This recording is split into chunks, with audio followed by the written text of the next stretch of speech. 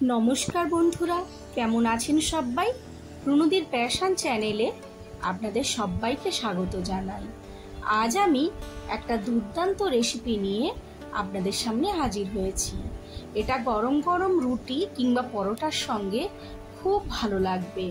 বাচ্চা থেকে বড়রা সবাই খুব ভালো খাবে। আজকে আমি বানাবো তড়কা রেসিপি।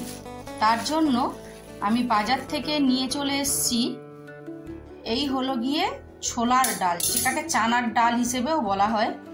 এই ডাল নিয়ে নেব খানিকটা, আর আমি নেব গোটা মুগ।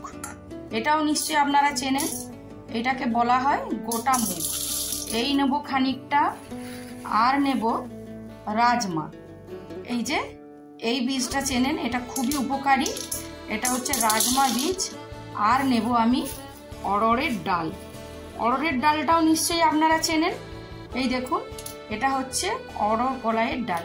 এই 4 রকম ডাল মিশিয়ে আজকে আমি বানাবো তড়কা। এটাকে আমি প্রথমে 2-3 ঘন্টার জন্য ভিজিয়ে রেখে দেব জল দিয়ে। ডালটাকে সবার আগে খুব ভালোভাবে জল দিয়ে ধুয়ে নিতে হবে। বেশ এইভাবে চটকে চটকে ডালটাকে ধুয়ে নিতে হবে। 2-3 বার ধুয়ে জলটাকে ফেলে দিয়ে তারপর ভিজিয়ে রাখতে হবে। ডালে কত রকম নোংরা থাকে সেগুলো পরিষ্কার করে ধুয়ে নেবেন।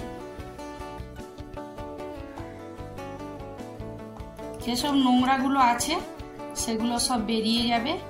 এইভাবে 2-3 বার চটকে চটকে ডালটাকে খুব ভালো করে ধুয়ে নিতে হবে। তারপরে আমি খানিকটা জল দিয়ে এটাকে প্রায় 2-3 ঘন্টার মতন ভিজিয়ে রেখে দেব।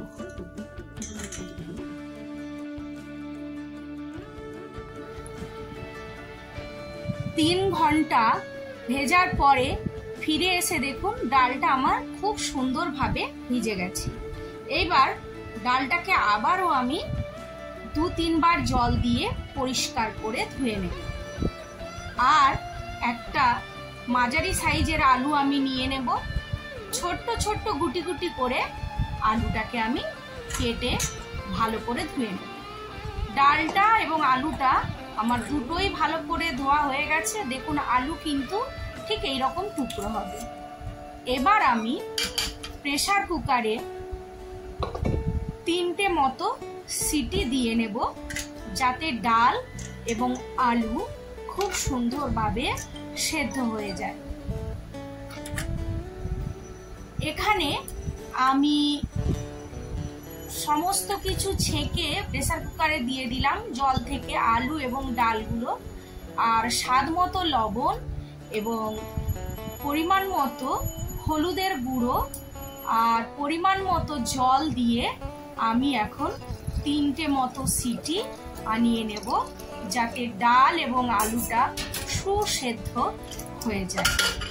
এইভাবে আপনারা তড়কার ডাল আলু সেদ্ধ করে নিতে পারেন। যেহেতু আমি ডিম দেব না, তাই আমি আলু দিয়ে আজ তড়কাটা বানাচ্ছি।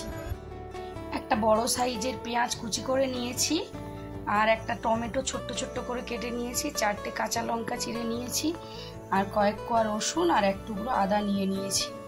আর একটু কাশ্মীরি লঙ্কার গুঁড়ো ব্যবহার করব কালারের জন্য। ব্যাস এইটুকুই মশলা আমি এখানে ব্যবহার করে নেব। আর আমি ব্যবহার করব একটা তড়কা মশলা, যেটা বাজারে কিনতে পাওয়া যায়। পুরো রান্নাটা দেখুন। এবার গ্যাসে আমি একটি কড়াই বসিয়ে দিলাম। কড়াইটাকে খুব ভালোভাবে আমি গরম করে নেব।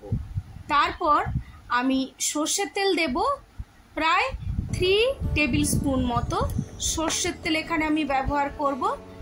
আপনারা চাইলে এটা সাদা তেলেও করতে পারেন।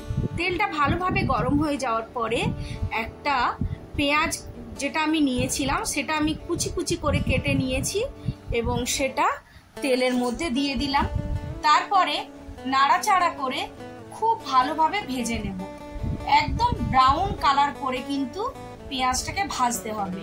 একটু কম ভাজা হলে কিন্তু অতটা টেস্ট হবে না, তাই বারবার দেখে নিতে হবে পেঁয়াজটা খুব ভালোভাবে যেন ভাজা হয়ে যায়। আবার খেয়াল রাখতে হবে পেঁয়াজটা যেন পুড়েও না যায়। পেঁয়াজটা খুব ভালোভাবে ভাজা হয়ে যাওয়ার পরে একে একে সমস্ত মশলা আমি এখানে অ্যাড করব। যারা ডিম ছাড়া তড়কা খাবেন তারা কিন্তু তড়কাটা এইভাবে বানাবেন। আমি এখানে 1 টেবিল স্পুন মতো রসুন বাটা দিয়ে দিলাম। তবে একদম মিহি করে কিন্তু বাটা মশলা এখানে ব্যবহার করবেন না, তবে অতটাও টেস্ট লাগবে না। এখানে মোটামুটি একটু গোটা গোটা মশলা থাকবে, তবেই ভালো লাগবে। আবারও ফ্লেভার আসার জন্য আমি মশলাটাকে খুব ভালোভাবে ভেজে নিলাম। এরপরে আমি কিন্তু এখানে ঝাল লঙ্কার গুঁড়ো ব্যবহার করলাম। 1/2 টেবিল স্পুন মতো ঝাল লঙ্কার গুঁড়ো আর 1/2 টেবিল স্পুন মতো আদা বাটা এখানে আমি দিয়ে দিলাম। আর একটা টমেটো কুচিয়ে রেখেছিলাম সেটাও দিয়ে দিলাম, আর 4টে কাঁচা লঙ্কা চিড়ে দিয়ে দিয়েছি। আবারও সমস্ত মশলাগুলোকে খুব ভালোভাবে কিন্তু কষিয়ে নেব। তারপরে যেহেতু আমি ডালটা আর আলুটা লবণ আর হলুদ দিয়ে সেদ্ধ করে নিয়েছি, তো এখানে আমি কিন্তু মশলার মাপে লবণ এবং হলুদ ব্যবহার করে নেব। আপনারা আপনাদের টেস্ট অনুযায়ী অবশ্যই কিন্তু এখানে লবণ আর চিনি ব্যবহার করবেন। আমি এখানে মশলার মাপে লবণ দিয়ে দিলাম আর সামান্য একটু হলুদের গুঁড়ো দিয়ে দিলাম। আবারও ফ্লেভার আসার জন্য আমি একটু ভালো করে নাড়াচাড়া করে নেব। আর এখানে আমি 1 টেবিল স্পুন মতো চিনি দিয়ে দিলাম। আপনারা কিন্তু লবণ এবং মিষ্টিটা আপনাদের স্বাদ অনুযায়ী দেবেন। টমেটোটা যাতে ভালোভাবে মজে যায় সেই জন্য মশলাটাকে একটু কষিয়ে নিয়ে আমি একটা ঢাকনা দিয়ে খানিকক্ষণ ঢেকে রেখে দিলাম। প্রায় 5 মিনিট লো ফ্লেমে মশলাটাকে কষিয়ে নেওয়ার জন্য ঢেকে রেখেছিলাম। ঢাকনাটা খুলে দেখুন মশলাটা কি সুন্দর মজে গেছে এবং তেলও ছাড়তে শুরু করেছে। আমি কিন্তু এখানে কোনো রকম জল ব্যবহার করিনি। আপনারাও চেষ্টা করবেন লো ফ্লেমে মশলাটাকে এইভাবে কষিয়ে নিতে। এরপর সেদ্ধ করে রাখা তড়কাটা আমি এখানে ঢেলে নেব।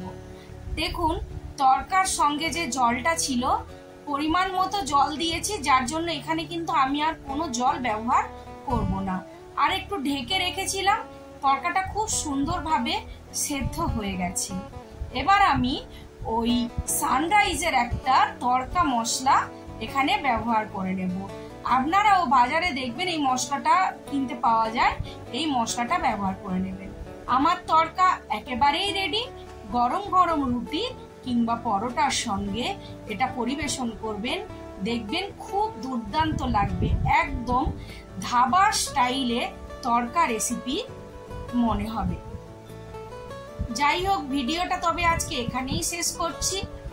যদি ভিডিওটা ভালো লাগে তাহলে আমার ভিডিওতে একটা লাইক দেবেন। আর যদি আমার চ্যানেলে নতুন বন্ধু হয়ে থাকেন তাহলে প্লিজ বন্ধু আমার চ্যানেলটা সাবস্ক্রাইব করবেন। চলুন বন্ধুরা, আজকের মতো বিদায় নেব। পরবর্তী রেসিপি নিয়ে খুব শিগগির আমি আপনাদের সামনে হাজির হব। ততক্ষণে আপনারা সবাই ভালো থাকবেন, সুস্থ থাকবেন এবং সাবধানে থাকবেন। Happy independence day.